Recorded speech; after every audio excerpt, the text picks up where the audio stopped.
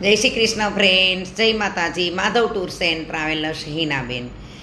હવે ચારધામ 28 તારીખે ઓપન થાય છે, બરોબર. અને આપણું 29 તારીખે માધવ ટૂર્સ એન્ડ ટ્રાવેલર્સનું ફર્સ્ટ ગ્રુપ ફિક્સ ડિપાર્ચર રાજકોટથી Delhi by flight by train બંને પેકેજ અવેલેબલ છે. દિલ્હીથી 2x2 પુશબેક સીટ એસી બસ. ત્યાંથી પછી આપણે હરિદ્વાર જવાનું છે. હરિદ્વારમાં એક રાત્રિ રોકાઈ અને પછી ત્યાંથી જવાનું છે આપણે શાસ્ત્રોક્ત વિધિ પ્રમાણે પૂજન અર્ચન કરી અને ચારધામ જવા રવાના. ત્યાંથી પછી ફર્સ્ટ આવશે આપણે યમનોત્રી. તો બડકોટમાં 2 રાત્રિ રોકાણ છે. યમનોત્રીમાંના દર્શન કરી પછી ત્યાંથી જવાનું છે ઉત્તરકાશી. ઉત્તરકાશીમાં શિવ ગુફાના રસ્તામાં દર્શન કરી અને પછી ઉત્તરકાશીમાં હોટલ છે આપણું. પછી પાછી ત્યાં 2 રાત્રિ રોકાણ કરવાનું છે. ત્યાંથી ગંગોત્રીના દર્શન કરી પછી પાછા ઉત્તરકાશી.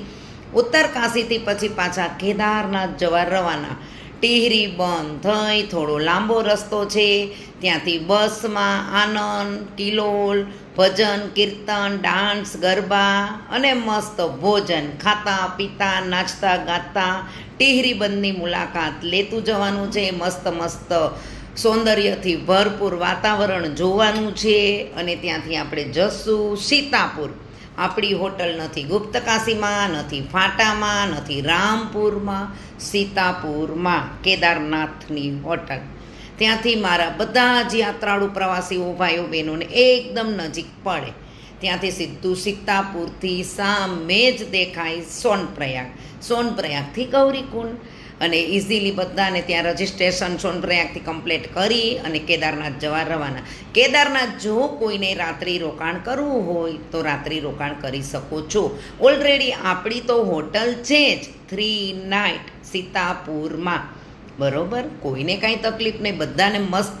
કોઈ ચાલીને જાય, કોઈ હેલિકોપ્ટરમાં જાય, કોઈ ઘોડા ઉપર, કોઈ પાલખીમાં, બરોબર. આ રીતના જાય.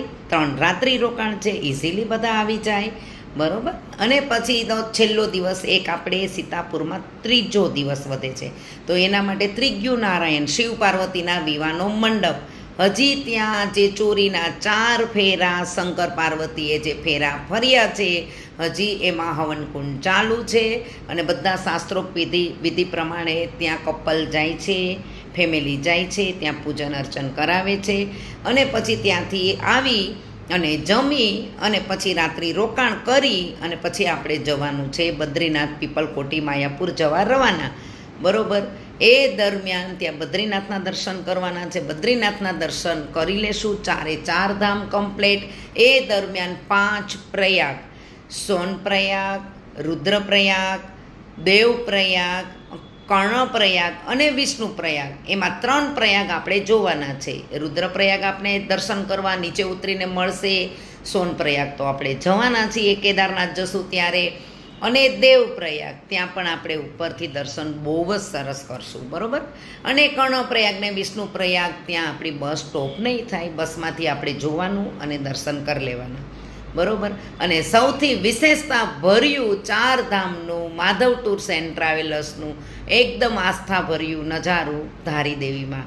ધારીદેવીમાંના દર્શન બધા જ પ્રવાસીઓ જાય છે ત્યારે શ્રીનગરથી ધારીદેવીમાં આવે છે. બધા સંકલ્પ કરે છે કે હે ધારીદેવીમાં માધવ, બધા જ અમે જ સંકલ્પ કરીએ છીએ, બધાને કરાવીએ છીએ કે દર્શન બહુ જ સરસ થઈ જાય 4 ધામના, કેદારનાથ, બદ્રીનાથ, ગંગોત્રી, યમનોત્રી. પછી લાસ્ટ ધારીદેવીમાંને ત્યાં અમે લોકો નમસ્કાર કરવા જઈએ છીએ, બરોબર. અલકનંદા ગંગાની વચ્ચે આવેલા છે ધારીદેવીમાં જાગૃત દેવી. 3 ટાઈમ એમના સ્વરૂપ ચેન્જ થાય છે. એ દર્શન કરી અને પછી બપોરનું ભોજન દેવપ્રયાગ જઈએ ત્યારે રસ્તામાં રાખીએ છીએ. અને પછી ત્યાંથી ઋષિકેશ. દેવપ્રયાગ પૂરું થશે એટલે વળી પાછું આપણે ગાડીનું એસી ચાલુ થઈ જશે, બરોબર. કારણ કે એસી બસ આપણે હોય છે આપણી ટૂરની અંદર. જ્યાં એકદમ હેવી હિલ ચઢાણ હશે ત્યાં એસી બંધ થશે, બાકી એસી ચાલુ રહેશે. અને પછી ત્યાંથી આપણે જવાનું ઋષિકેશ. ઋષિકેશથી પછી હરિદ્વાર.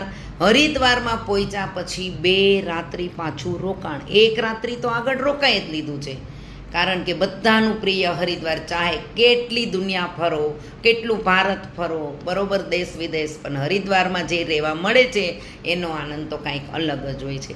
વળી પાછી 2 રાત્રિ હરિદ્વારમાં રોકાણ, બરોબર. કોઈને શોપિંગ કરવી, ગંગા મૈયાની આરતી, કોઈને નીલકંઠ જવું, કોઈને નાની મોટી શોપિંગ, પોતપોતાના રીતને બધા જ એકદમ મસ્ત પછી જે પોતાનો કાર્યક્રમ હોય છે તે પ્રમાણે ચાલે છે. અને પછી આપણે 15 દિવસનું પેકેજ છે, 12 રાત્રિ 13 દિવસ, બરાબર. અને પછી 13મા દિવસે આપણે નીકળવાનું છે, આપણે રાજકોટ, ગુજરાત, વોટેવરી ક્યાંથી આવ્યા હોય ત્યાં જવા માટે, બરાબર.